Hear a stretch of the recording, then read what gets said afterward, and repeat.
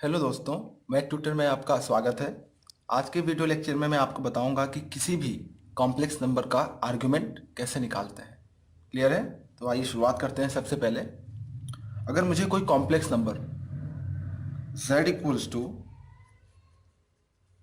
X plus iota y, x plus iota Y की form में given हो, तो आप इसके अंदर इसका आर्गुमेंट कैसे निकालते हो। आर्गुमेंट का मतलब हो गया थीटा, मतलब थीटा आप कैसे निकालते हो। क्लियर है? और मैं आपको क्लियर कर देता हूँ इसको कि आर्गुमेंट क्या होता है। अगर मैं आर्गुमेंट प्लेन लेता हूँ और उसमें एक पॉइंट पी है जो किस फॉर्म में होगा, एक्स कोमा वाई की फॉर्म में होगा। क्लियर है? अगर मैं इसको कॉम्प्लेक्स नंबर की फॉर्म में रिप्रेजेंट करूँ तो ये किस फॉर्म में आएगा, एक्स प्लस आयोटा वाई की फॉर्म में आएगा, और ये इसका पॉइंट फॉर्म है। क्लियर है? तो यहाँ से एक इसकी डिस्टेंस पॉइंट की मैं डिनोट करूंगा आर से, जिसको आप क्या बोलते हो, मॉडुलस वेक्टर भी बोलते हो। क्लियर है? या मोड ऑफ जेड से भी इसको डिनोट करते हैं। ये किसके बराबर है, मोड ऑफ जेड। क्लियर है? तो ये जो मॉडुलस है आर, ये क्या करता है, पॉजिटिव डायरेक्शन एक्स एक्सिस के साथ एंगल बनाता है। उस एंगल को बोल सकते हैं आप, वो एंगल क्या है, थीटा। यही आपका क्या है, आर्गुमेंट। ठीक है? और आर्गुमेंट की जो वैल्यू होती है थीटा की, वो ग्रेटर होनी चाहिए किससे, माइनस पाई से, और लेस देन इक्वल टू होना चाहिए पाई से।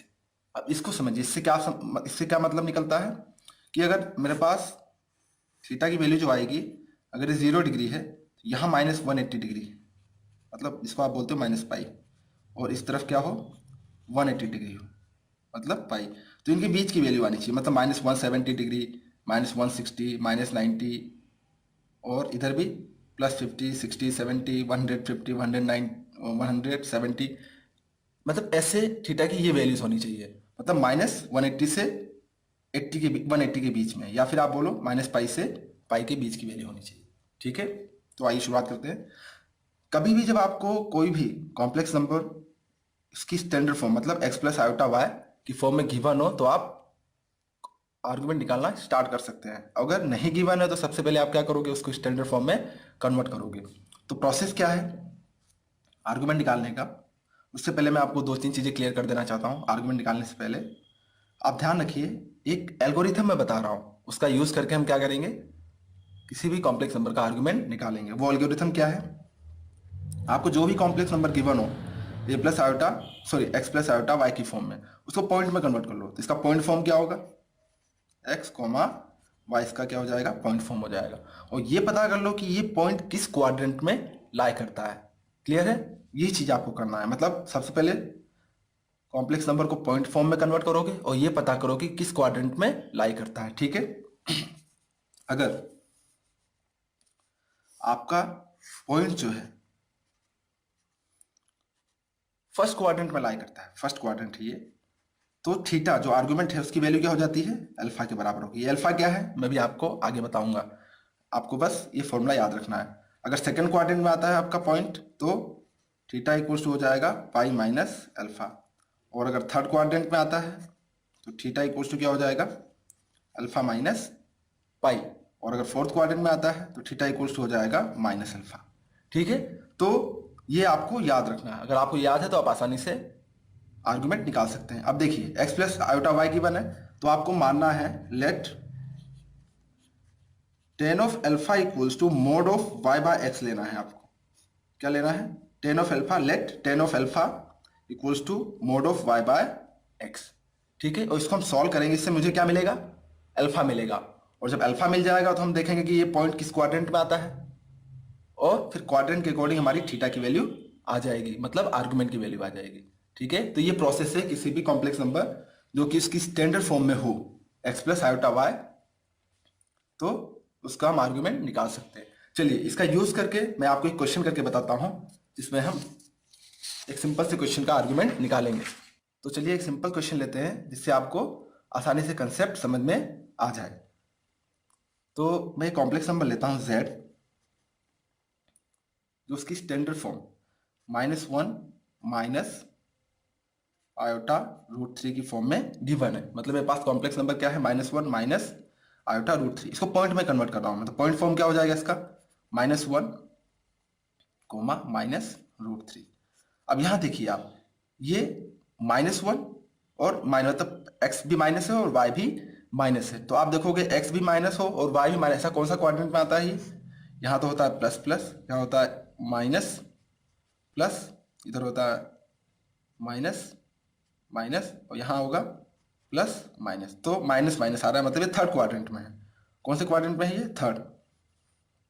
तो पॉइंट यहाँ लिख दे रहा हूँ छोटा सा कि ये थर्ड क्वाड्रेंट में है। ये पेंसिल से आप लिख लीजिए, बाद में इसको मिटा देना, ठीक है? नहीं तो मैं आगे भी इसको यूज़ करूँगा। आपको आगे क्वेश्चन जब पूरा होगा तो आपको और अच्छी तरह समझ में आ जाएगा, ठीक है?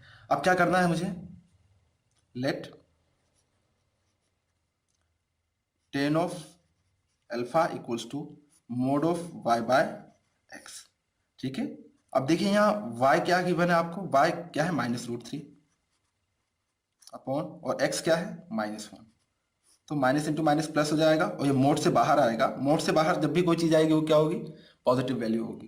तो ये हो जाएगा √3, मतलब tan अल्फा इक्वल्स टू √3। अब देखिए, आप ध्यान रखिए, मतलब सोचिए कि अल्फा में tan की किस वैल्यू पे √3 आंसर आता है? तो tan ऑफ किस पे आता है? tan ऑफ 60 डिग्री पे वैल्यू क्या होती है? √3। तो 60 को क्या बोलते हैं हम? π/3। tan alpha equals to tan π/3। ये दोनों कैंसिल हो गए, तो कैंसिल होके क्या होगा? अल्फा इक्वल्स टू क्या मिलेगा? π/3। एक्चुअली कैंसिल नहीं होता है, इधर जाता है तो tan इनवर्स में बदलता है। ये 12th क्लास में आप पढ़ेंगे इनवर्स ट्रिग्नोमेट्री, लेकिन अभी आप ये मान लीजिए कि ये कैंसिल हो जाता है, ठीक है? Alpha equals to π/3।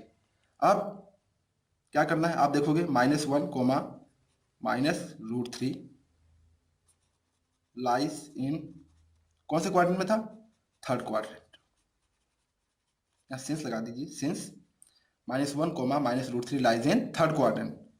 क्लियर है? This implies that theta equals to क्या हो जाएगा? थर्ड क्वाड्रेंट के लिए मैंने आपको बताया था कि अल्फा माइनस पाई, ठीक है?